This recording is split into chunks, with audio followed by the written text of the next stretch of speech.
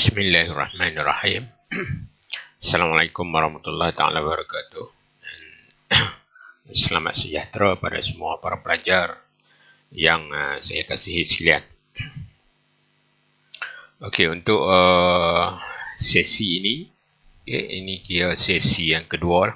Okey, sesi pertama kita telah mengikuti slot pertama sehingga slot keempat. Jadi ini adalah masuk kepada sesi kedua di mana kita masih lagi memperkatakan tentang tajuk Fundamental of Injection Molding. Tetapi untuk kali ini kita masuk ke LA yang kedua, iaitu tentukan kesesuaian mesin pengajuanan suntikan. Dan saya berharap agar para pelajar sekalian masih lagi berminat, masih lagi kekal fokus untuk belajar walaupun kita masih lagi belum bebas daripada COVID-19 ini. Jadi saya harap semangat para pelajar untuk terus mendalami ilmu berkaitan dengan teknologi ini masih lagi tidak luntur, ya. Okey, untuk LA kedua ni iaitu tentukan kesesuaian mesin pengajuanan suntikan, mana di sini saya bahagikan kepada dua video penerangan. Dan sebenarnya 4 video penerangan lah sebenarnya, sebab saya pecahkan setiap tajuk utama, iaitu yang pertamanya adalah jenis-jenis mesin pengajuanan suntikan. Itu task yang pertama. Task yang kedua adalah kaedah pengiraan kapasiti mesin. Okay. Dan sebenarnya kalau ikut paparan kat sini, kita ada lagi dua task di sini, iaitu komponen mesin injection molding dan juga alat kawalan suhu, iaitu temperature controller. Tetapi untuk bila saya semak daripada silibus, saya dapati bahawa kedua-dua komponen ataupun kedua-dua task ini, iaitu komponen mesin injection molding dan juga alat kawalan suhu, iaitu temperature controller ni, juga dibincangkan di dalam LA yang keempat. Jadi terdapat pertindihan di sini berkaitan dengan task tersebut. Jadi saya mengambil ketetapan bahawa kedua-dua task ini, komponen mesin injection molding dan juga alat kawalan suhu, iaitu temperature controller, kita akan bincangkan di dalam LA yang keempat nanti. Okey, untuk task yang pertama, iaitu jenis mesin pengajuanan suntikan. Yang ini pun saya buat sedikit penambahan, di mana yang utamanya adalah yang jenis task jenis mesin pengajuanan suntikan. Tetapi untuk yang ini juga saya tambah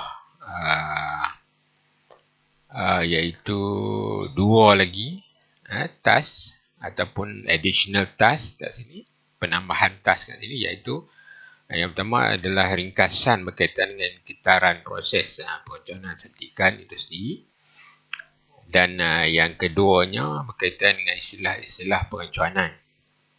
Sebab saya dapati daripada silibus berkaitan dengan kedua-dua task tambahan ini tidak disentuh di dalam silibus kita, ya. Jadi saya rasa ini penting untuk saya sentuh di sini, di mana kalau berkaitan dengan getaran proses ataupun pelarasan parameter, di dalam mold installation ada dibincangkan berkaitan dengan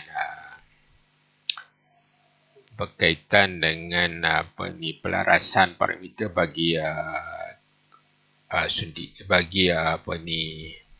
bahagian pengapitan ataupun clamping unit, pelarasan parameter clamping unit.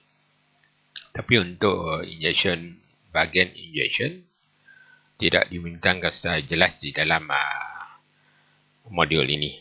Jadi kat sini saya ambil kesempatan untuk menerangkan serba sikit lah, supaya nanti bila kita bawa ke semester 3 nanti para pelajar sudah ada pengetahuan yang sepatutnya lah. bagi memudahkan lagi proses pembelajaran kita selanjutnya. Okey, secara pengenalannya untuk soalan pertama ni. Okey, mana kita dapati bahawa dalam kita mengenali mesin pengenyutan dan suntikan, kita dapati bahawa terdapatnya beberapa jenis mesin pengenyutan dan suntikan lah. Yang saya maksudkan di sini adalah yang berkaitan dengan pengancanan suntikan termoplastik lah. Okay.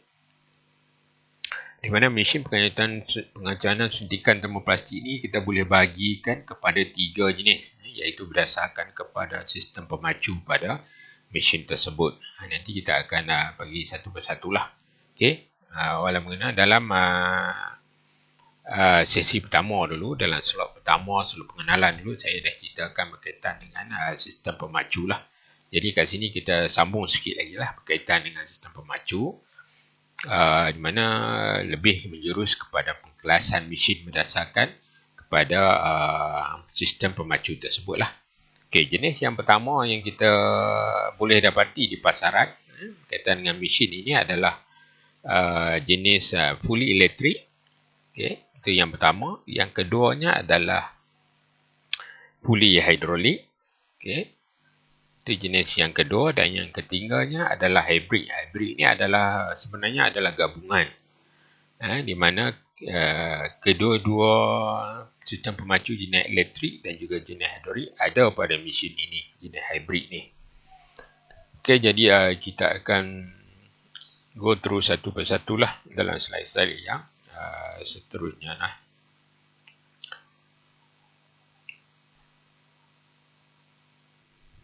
Okey, kita mulakan dengan mesin pengancaran suntikan jenis hidrolik dululah. Ini adalah jenis mesin pengancaran yang paling banyak digunakan, paling biasa digunakan di industri. Okay. Di mana mesin ini kalau kita lihat secara sepintas lalu ataupun sekali imbas, apa yang kita dapat lihat di sini yang jelas di sini, dia mempunyai satu tangki minyak hidrolik di bawah ni. Okay. Di bahagian bawah mesin terdapatnya satu tangki minyak hidrolik. Tetapi dalam actual mesin ataupun mesin yang sebenarnya kita tak dapat lihat lah. Penglihatan yang sebeginilah, transparent macam ni. Jadi kita, sebab dekat sini kita ada satu cover ataupun satu pelindung yang kita kena buka dululah baru kita boleh nampak bahagian tangki minyak hidrolik di sini. Begitu juga dengan pump minyak hidrolik dan sebagainya lah. Okay, ini adalah antara perbezaan yang jelas lah yang kita boleh lihat. Okay, di mana salah satu lagi dari segi saiz, kalau kita nak bandingkan dengan kedua-dua jenis yang lain tadi, iaitu jenis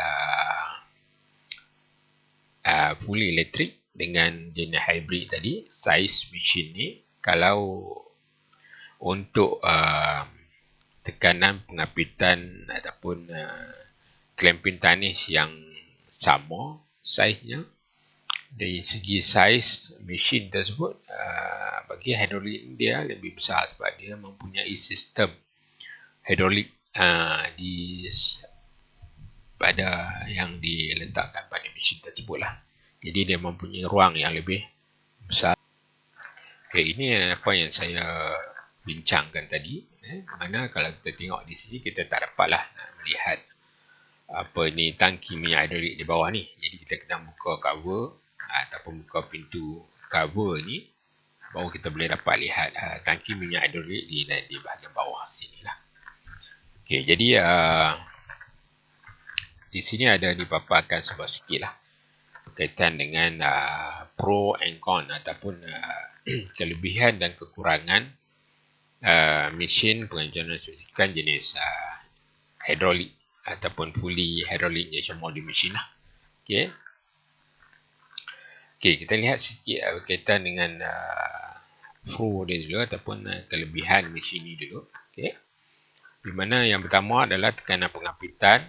Okay, tekanan pengapitan dan shot size mampu menepati keperluan produk yang besar-besar. Okay, di mana mesin ni mempunyai satu apa kita panggil screw displacement yang besar, mana pengambilan materialnya banyak, dan sebab saiz bahagian unit suntikan ini pun besar ataupun panjang dia punya barrel dan juga skru, jadi dia punya short size yang kita boleh hasilkan dengan menggunakan mesin ini banyak. Jadi dia mampu untuk menepati keperluan produk-produk yang bersaiz besar. Okey, itu yang pertama lah. Yang kedua, dia mempunyai kemampuan yang tetap bagi suntikan dan lentingan.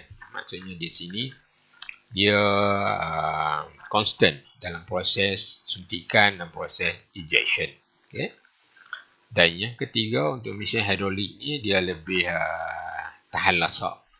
Mempunyai ketahanan yang tinggi terhadap perjalanan ataupun terhadap operasi pengeluaran yang dijalankan dalam jangka masa yang panjang. Yeah. Dan seterusnya, mudah untuk dibuat penambahan ataupun alat ganti yang mudah dan banyak lah. Okay. Sebenarnya mesin ni sebab dia adalah merupakan mesin yang familiar ataupun mesin yang biasa kita gunakan ataupun terdapat boleh dikatakan sebilangan besar industri mempunyai mesin jenis puli hidrolik ni. Okay. Jadi oleh kerana permintaan ataupun oleh kerana banyak company-company yang mengamalkan ataupun menggunakan mesin jenis ini, jadi pihak pengeluar mesin juga telah menyediakan banyak alat ganti dan boleh didapati dengan mudah lah untuk menyokong atau memberi support kepada pekilang-pekilang yang menjalankan jasa injection molding lah. Okay. Itu dari segi pro ataupun dari segi kelebihannya lah. Okay. Manakala kita tengok pula di sini, iaitu berkaitan dengan sedikit kekurangan yang terdapat pada mesin ini. Ini ada 3 kekurangan yang dinyatakan kat sini. Yang pertamanya kat sini adalah penggunaan tenaga yang banyak. Penggunaan tenaga yang banyak ni, apa yang dimaksudkan di sini adalah berkaitan dengan penggunaan tenaga elektrik yang banyak lah. Kita tahu bahawa dalam proses injection molding, terutamanya yang menggunakan sistem hidrolik ini, bahagian yang paling banyak sekali menggunakan tenaga elektrik adalah di bahagian unit suntikan di sini. Unit suntikan di sini, di mana boleh dikatakan 85% daripada consumption tenaga ataupun penggunaan tenaga di sini adalah untuk mesin ini keseluruhannya. Bahagian injection saja menyumbang kepada lebih kurang 85% penggunaan tenaga elektrik. Jadi dia memberi sedikit kelemahan di sini, mana kita menggunakan tenaga yang banyak kalau kita nak bandingkan dengan mesin jenis hybrid dan juga mesin jenis elektrik. Yang kedua kat sini adalah perancangan yang kurang tepat. Oleh kerana dia menggunakan sistem hidrolik. Sistem hidrolik ni kita tahu satu sistem yang agak kompleks, di mana pada bahagian bawah sini kita ada tangki minyak hidrolik di sini, kita ada pump hidrolik di sini, dan sepanjang sistem ni kita ada valve dan sebagainya, hose dan sebagainya. Jadi pergerakan minyak untuk memberi tenaga, untuk menjana pergerakan pada mesin tu memberi sedikit delay atau memberi sedikit kelewatan kepada pergerakan proses, dan dia juga agak kurang tepat dari segi perhitungan, dari segi jumlah material ataupun jarak pengambilan material ataupun tekanan yang diberikan ataupun kelajuan yang diberikan dan sebagainya. Itu agak merupakan kekurangan kepada mesin jenis ini. Dan yang ketiganya kat sini kita tengok adalah terdapat risiko kebocoran bendalin. Sebab dia menggunakan minyak hidrolik sebagai sistem pemacu. Okay, jadi risiko kebocoran bendalin ni ada pada mesin ni. Lebih-lebih lagi sekiranya kita tidak menjaga dari segi sistem cooling ataupun sistem penyejukan kepada minyak hidrolik itu sendiri. Okey, ini pula adalah satu sistem ataupun basic configuration engine small dew machine berdasarkan kepada sistem hidrolik lah. Okey, di mana kat sini ada gambaran schematic diagram di sini menunjukkan bahawa satu kitaran operasi minyak hidrolik daripada tangki di sini, pada tangki di sini melalui valve, melalui motor pump di sini, melalui motor pump di sini dengan dikawal oleh alat kawalan parameter yang terdapat pada mesin.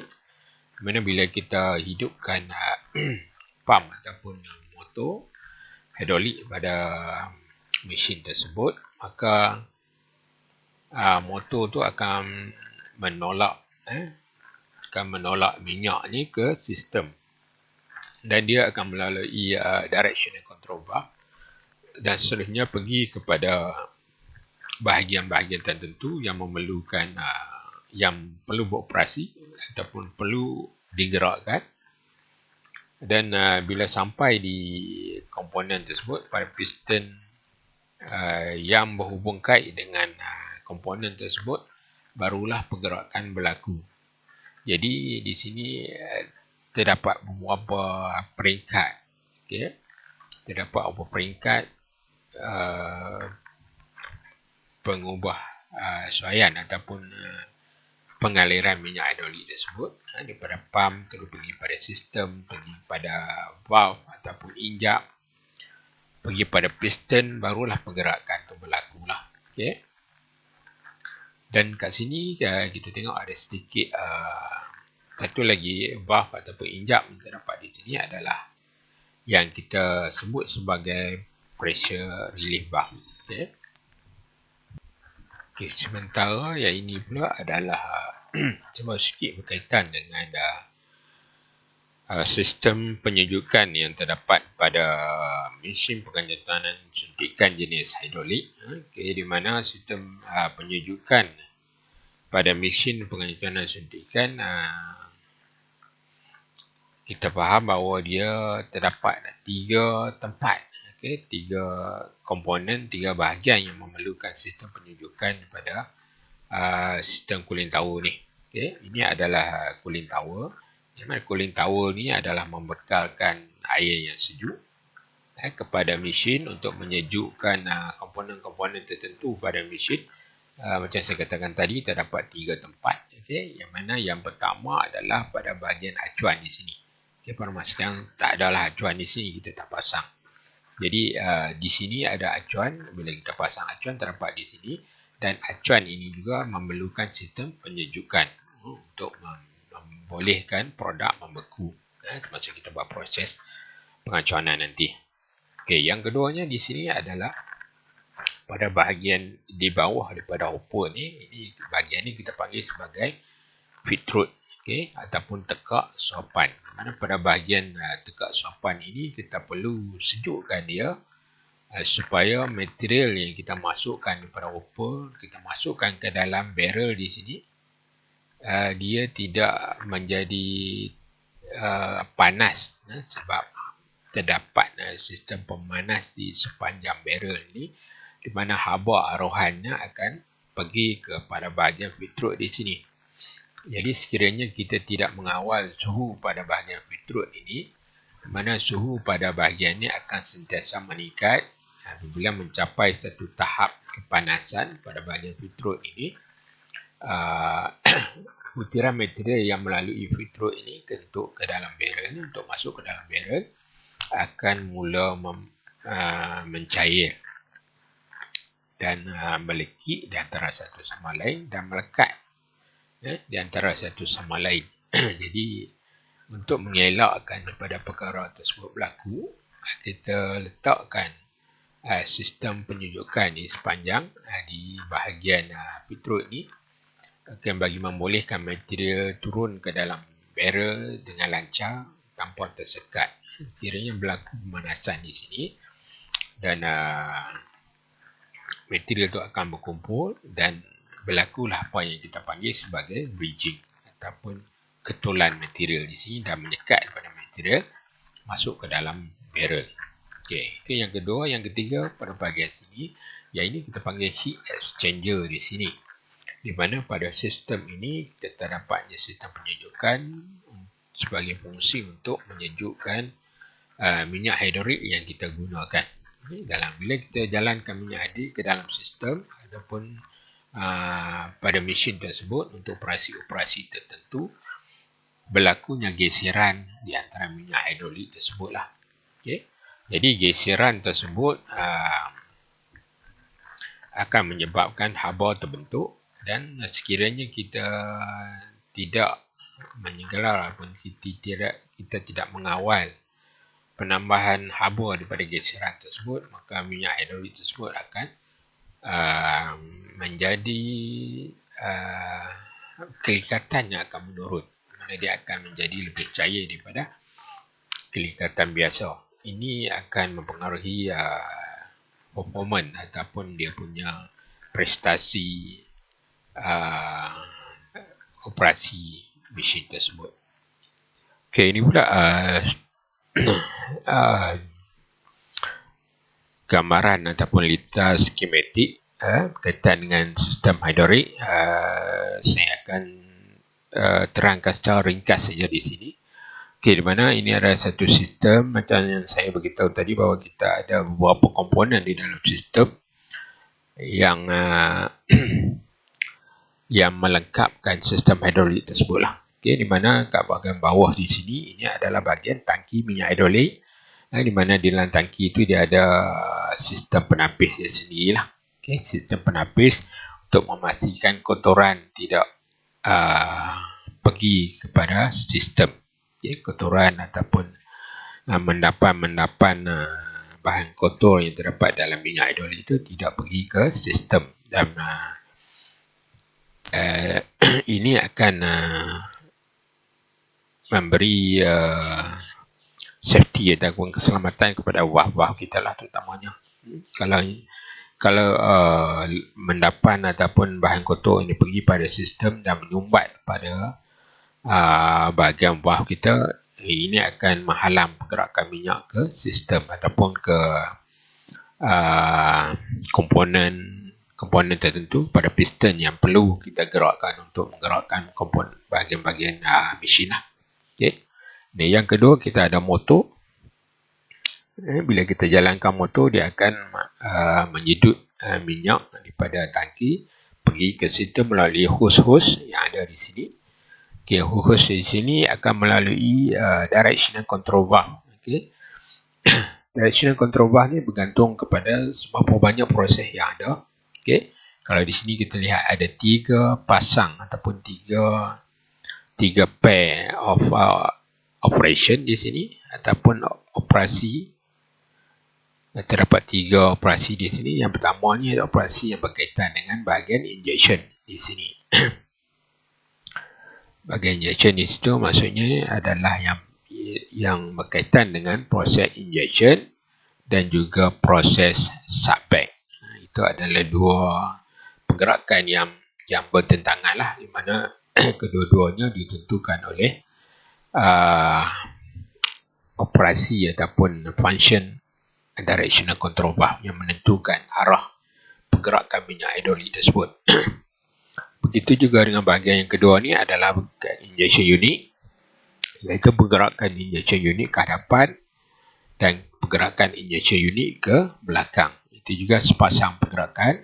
Dan pasangan yang ketiga di sini adalah bahagian clamping. Okay, pergerakan mole buka dan juga mole membuka dan juga mole tutup. Okay, itu adalah 3 pasang pergerakan ataupun 3 pasang fungsi operasi yang terdapat pada yang dikawal oleh directional control valve ni. Pada di sini juga terdapatnya piston Piston ada 3 piston. Okey, di sini untuk menggerakkan.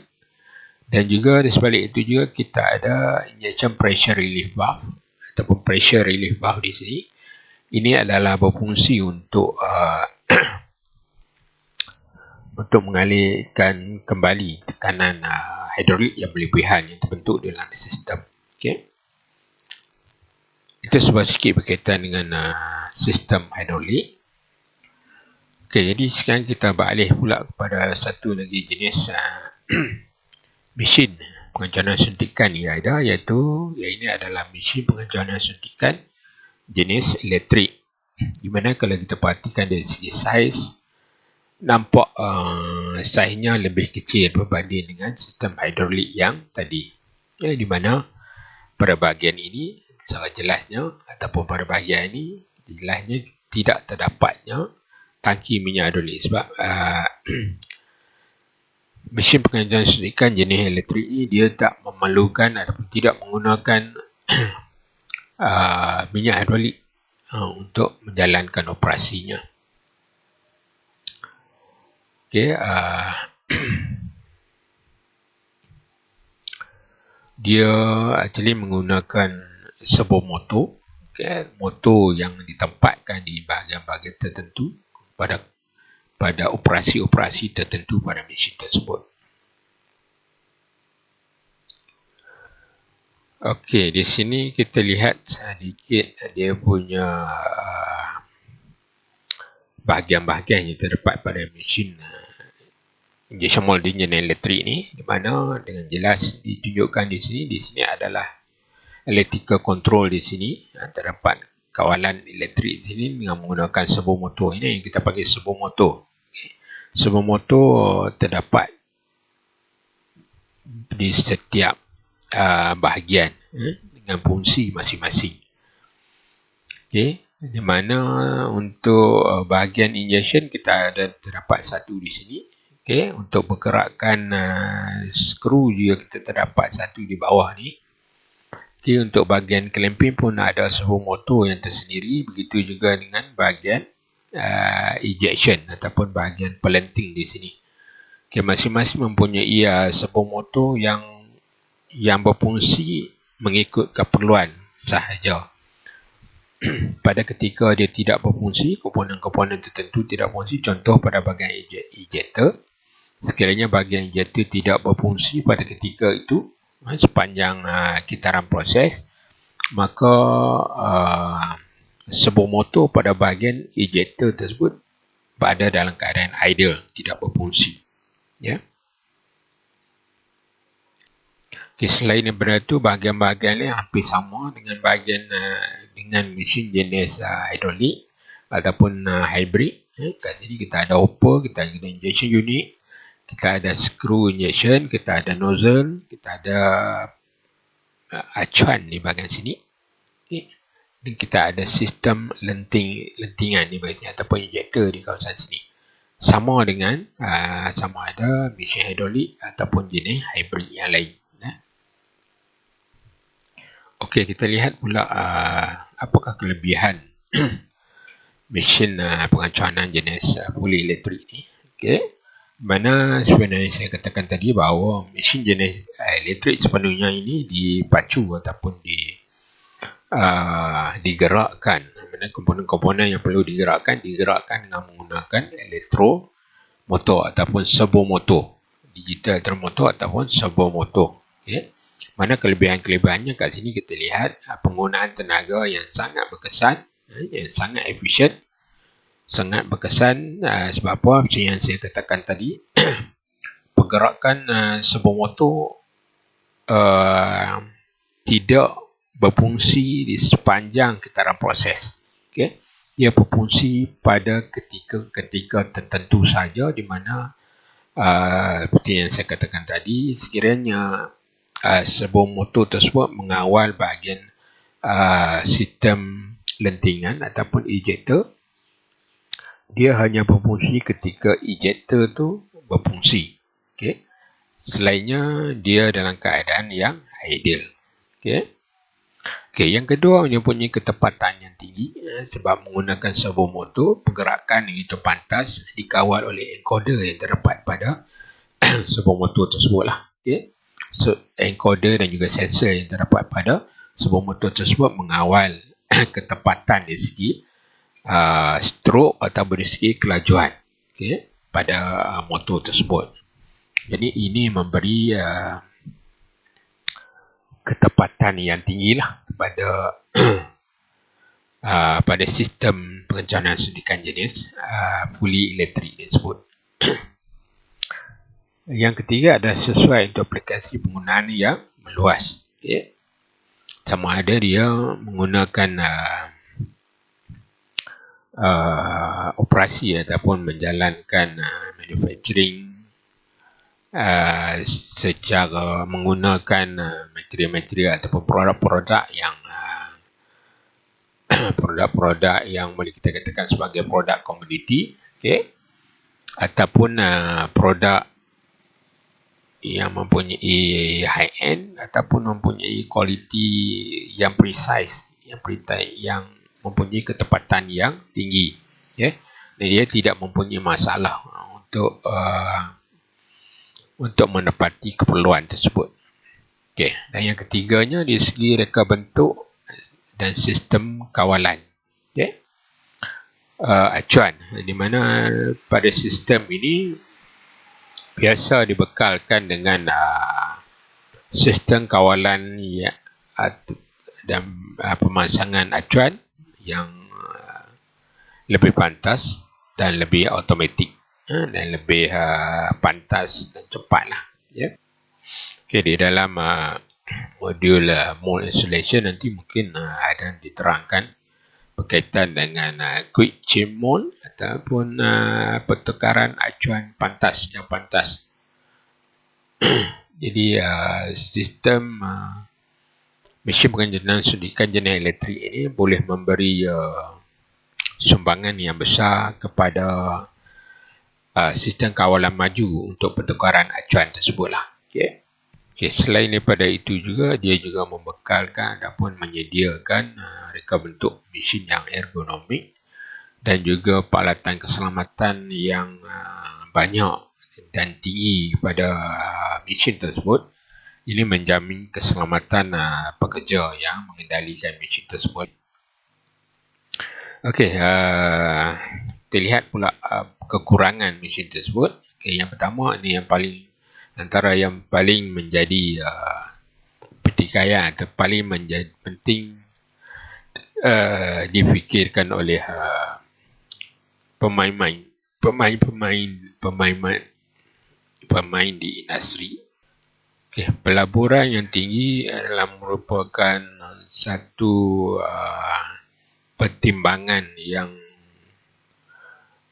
yang sangat dititik beratkan oleh pemain industri, di mana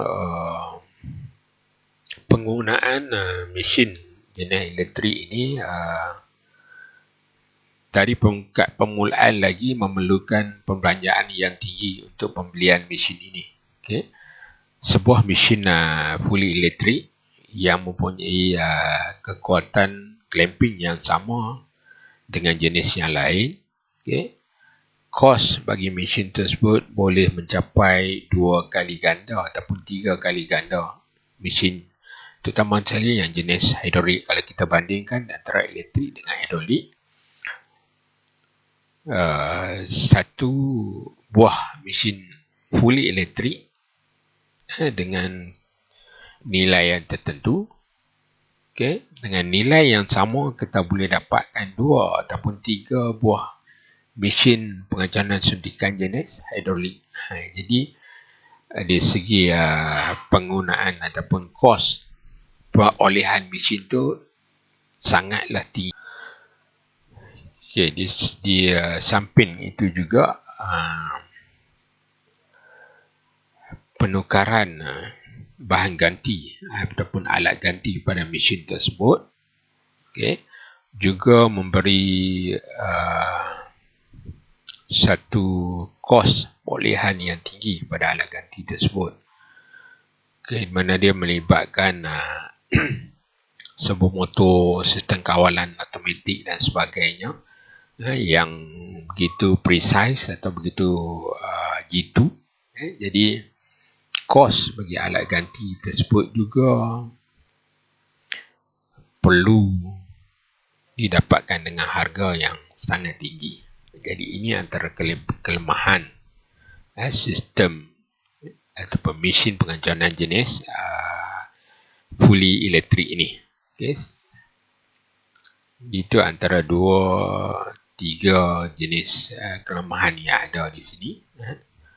Dan tidak lupa juga mesin jenis elektrik ini juga apabila kita menggunakan mesin jenis ini, ia hanya membenarkan material jenis virgin sahaja yang kita gunakan, dan kita tidak dibenarkan menggunakan material jenis recycle untuk mengoperasikan ataupun untuk menghasilkan produk dengan menggunakan mesin jenis fully elektrik ini. Okay, ini yang saya sebutkan tadi bahawa mesin ini dia telah membahagikan ataupun telah mengagihkan tugas kepada sebuah motor tertentu. Kalau kita perhatikan kat sini terdapat 4 sebuah motor yang utama di sini, A, B, C dan D. Okay, di mana bahagian A ni adalah bahagian clamping, motor pada bahagian clamping. Yang kedua stripping motor pada bahagian B untuk ejector. Okay. Bahagian C ni adalah sole motor, iaitu untuk bahagian injection unit di sini. Dan D ni adalah untuk proses injection motor, sebuah motor yang kita gunakan untuk menjalankan proses suntikan, untuk menggerakkan skru salingan di dalam barrel ni untuk menyuntik material ke dalam acuan. Ini adalah 4 sebuah motor yang utama yang terdapat pada mesin pengacuanan jenis fully elektrik ni. Di mana pada mesin pada motor, sebuah motor ni terdapatnya apa yang saya katakan tadi sebagai encoder. Encoder di sini dia akan mengawal speed dan juga position yang tepat, okay, yang precise. Jadi dia mesin jenis elektrik ini memberi prestasi operasi yang sangat tinggi dan sangat tepat. Okay, ini sesuai untuk produk-produk engineering, produk-produk engineering dan produk-produk high-end yang lain lah. Okay. Okay, dan setiap sebuah motor ni, macam saya sebutkan tadi bahawa dia berfungsi mengikut kitaran langkah kitaran proses yang ditetapkan untuknya. Kita tahu bahawa dalam kitaran proses kita terdapatnya 6 langkah utama. Okay, dalam kitaran proses yang kita akan bincangkan lebih lanjut dalam slide yang akan datang lah. Jadi setiap gerakan, setiap langkah operasi itu dikawal oleh sebuah motor yang berbeza. Ya. Okay, ini adalah sedikit sambungan kelebihan fully electric injection molding machine. Di mana yang pertamanya adalah yang kita sebutkan tadi tidak memerlukan minyak hidrolik. Jadi tiada sistem hidrolik pada mesin jenis ini. Okay, yang kedua tidak memerlukan sistem penyejukan. Okay, terutamanya pada penyejukan minyak hidrolik. Bila tidak ada sistem penyejukan, tidak ada piping yang disediakan pada mesin tersebut. Ini juga menjimatkan dari segi kos pemasangan piping lah, terutama untuk minyak hidrolik lah. Untuk bahagian-bahagian lain masih lagi ada. Untuk feed rod dan juga untuk mold masih lagi perlukan sistem penyejukan. Okay. Dan fully electric injection molding machine juga mempunyai tahap kebersihan yang sangat rendah. Okay. Sebab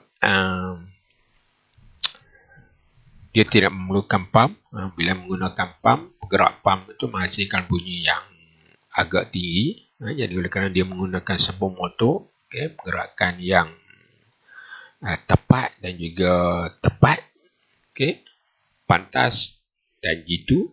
Jadi mesin ini tidak menghasilkan bunyi yang bising. semasa pergerakannya. Okay, selain daripada itu juga cost operating cost operating dia adalah sangat rendah. Mana kita lihat jadi penggunaan dari segi penggunaan tenaga. Penurunan tenaga kalau kita nak bandingkan dengan mesin jenis hidrolik boleh mencapai hingga 50 ke 80% pengurangan dari segi penggunaan tenaga elektrik. Bagi mesin jenis puli hidrolik lah. Tapi untuk mesin jenis elektrik penggunaannya sekitar 25% saja tenaga elektrik. Jadi ini menjimatkan penggunaan tenaga elektrik berbanding dengan mesin jenis hidrolik. Seterusnya dari segi akurasi, repeatability dan juga konsistensi, ketepatan, keboleh-ulangan dan juga constant ataupun tetap. Sebab digerakkan oleh servo motor yang mempunyai kawalan ketepatan yang tinggi.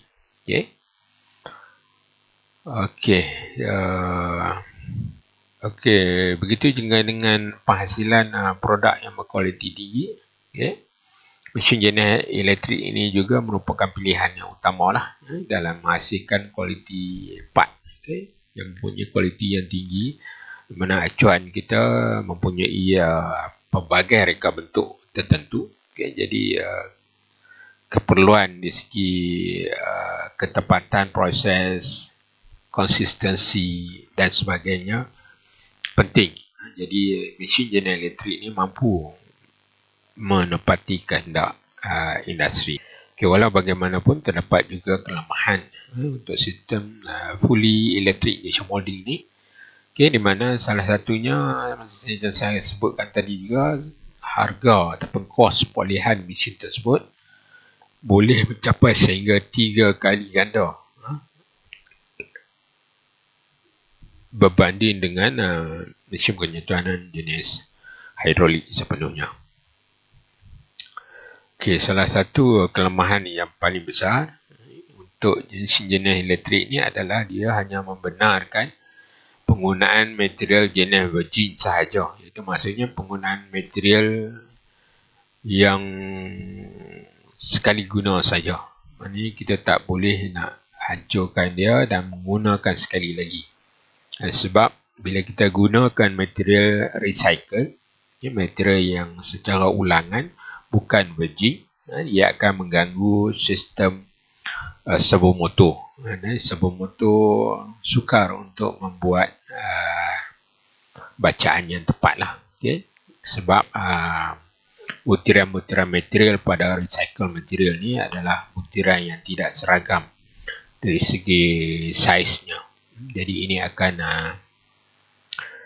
mengganggu operasi servo motor. Ini mungkin menyebabkan kerosakan pada bahagian-bahagian tertentu pada mesin tersebut.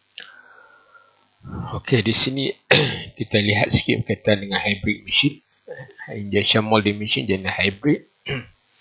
Mana macam saya katakan tadi adalah dia menggunakan kedua-dua jenis sistem pemacu. Pada mesin tersebut adanya sistem pemacu jenis elektrik, servo motor, begitu juga menggunakan sistem hidrolik, menggunakan minyak hidrolik sebagai sistem pemacu.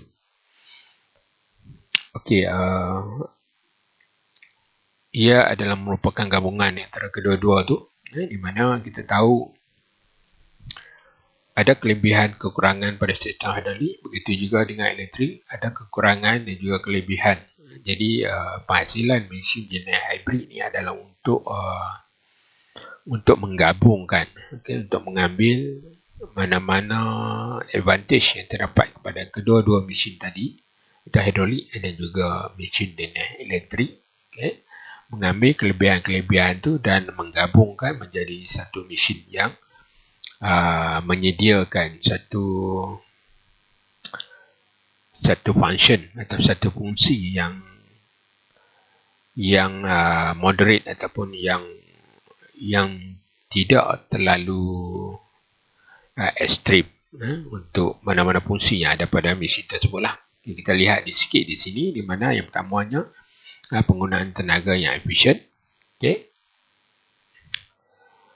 Yang kedua mempunyai clamping force yang mengikut keperluan, menghasilkan pengeluaran yang mempunyai ketepatan tinggi dan memenuhi keperluan operasi bagi produk yang berdiri tebal dan yang mempunyai pelbagai reka bentuk lah. Di sini maksudnya di sini bagi mesin jenis hybrid ini yang menggunakan kedua-dua sistem pemacu, di mana dia memberi kita boleh bahagikan kepada beberapa komponen ataupun beberapa unit utama.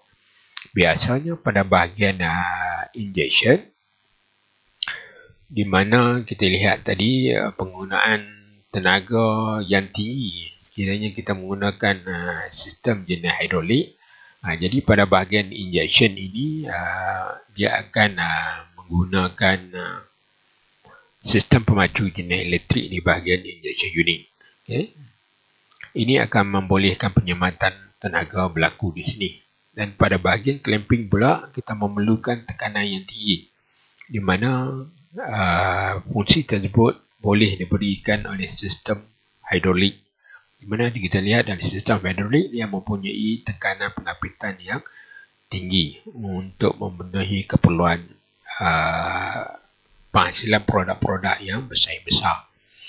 Jadi dalam sistem hybrid ini pada bahagian clamping akan menggunakan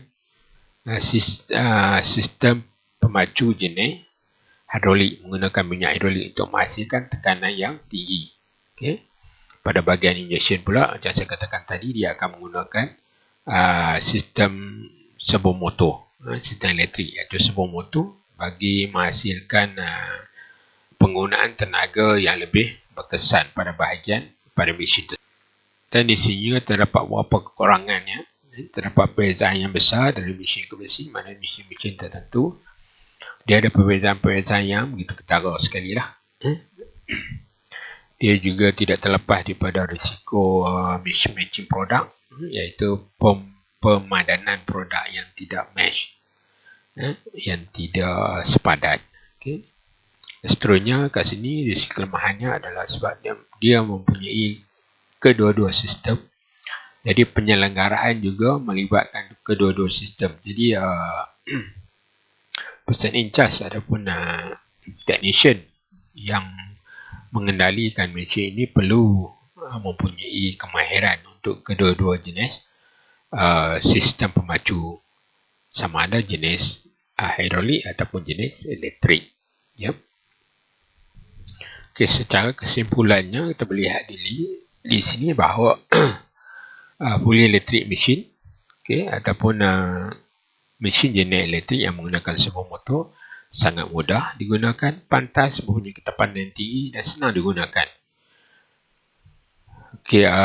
Pembinaan jenis elektrik ini adalah menjurus kepada tujuan utama adalah untuk penyematan kos dari segi penggunaan tenaga elektrik, dan dari segi kualiti dan dari segi persekitaran yang bersih, terutama untuk menyediakan proses untuk produk-produk yang memerlukan hygiene yang tinggi, seperti produk-produk perubatan, produk yang menggunakan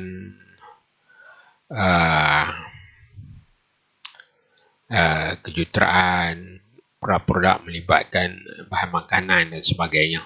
Ini adalah mesin yang sesuai untuk menjalankan operasi bagi produk-produk yang tersebut. Sementara mesin jenis hidrolik pula adalah merupakan pilihan yang banyak digunakan di industri, sebab dia adalah mesin yang mempunyai durability yang tinggi ataupun tahan lasak dan boleh dipelbagaikan dan boleh digunakan untuk menghasilkan produk yang kecil hinggalah yang besar-besar, dan dia tidak memerlukan penyelenggaraan yang terlalu tinggi.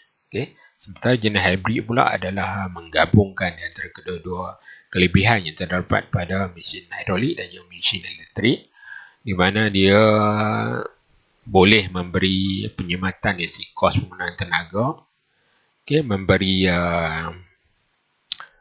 memberi pilihan yang banyak kepada jenis-jenis ataupun saiz-saiz produk yang kita nak hasilkan. Boleh memberi kekuatan pengambitan yang tinggi, begitu juga dengan ketepatan ataupun penghasilan produk yang mempunyai nilai ketepatan yang tinggi lah. Jadi mesin ini sesuai untuk kita jadikan sebagai pilihan lah. Ini adalah sedikit catatan perbandingan di antara ketiga-tiga jenis mesin ni adalah hidrolik, hybrid dan juga elektrik. Kita boleh lihat dari situlah dari segi dari segi cooling water dan penggunaan air untuk menyejukkan, dan juga di sini juga adalah berkaitan dengan penggunaan elektrik secara tahunan lah. Secara perbandingan di antara ketiga-tiga jenis mesin. Begitu juga dengan penggunaan sumber tenaga. Jadi ini menunjukkan dengan jelas dengan kita di segi penyematan tertentu, untuk bahagian-bahagian tertentu lah dalam perancangan suntikan menggunakan ketiga-tiga jenis mesin yang berbeza ini. Jadi saya rasa di sini dulu untuk slot kuliah kita pada hari ini.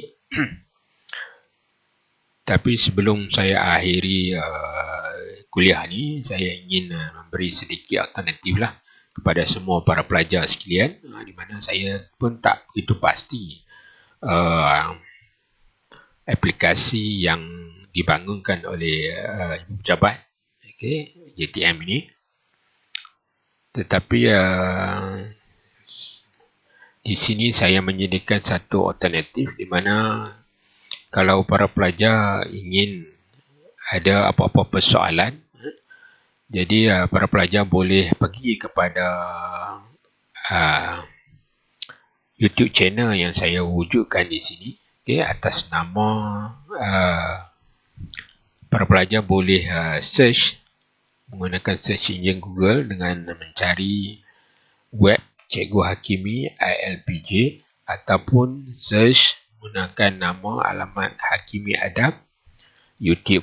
Di mana bila para pelajar search alamat tersebut, dia akan pergi kepada satu laman YouTube yang saya bina, di mana apa-apa yang kita bincangkan dalam kuliah sepanjang daripada slot pertama sehingga slot yang terakhir, slot yang ke-13 nanti, semua saya akan masukkan dalam channel YouTube ni. Jadi saya minta subscribe dan juga kongsilah dengan kawan-kawan semualah. Dan sekiranya ada persoalan, boleh tinggalkan di dalam ruang komen di situ dan saya akan cuba jelaskan kembali, sebab memang agak sukar untuk kita mempelajari secara one way, untuk memahami ataupun untuk mendapat penjelasan pada masa tersebut lah. Jadi saya untuk kali ini saya sudahilah dengan Assalamualaikum warahmatullahi taala wabarakatuh. Semoga kita bertemu lagi di dalam kuliah yang akan datang. Assalamualaikum.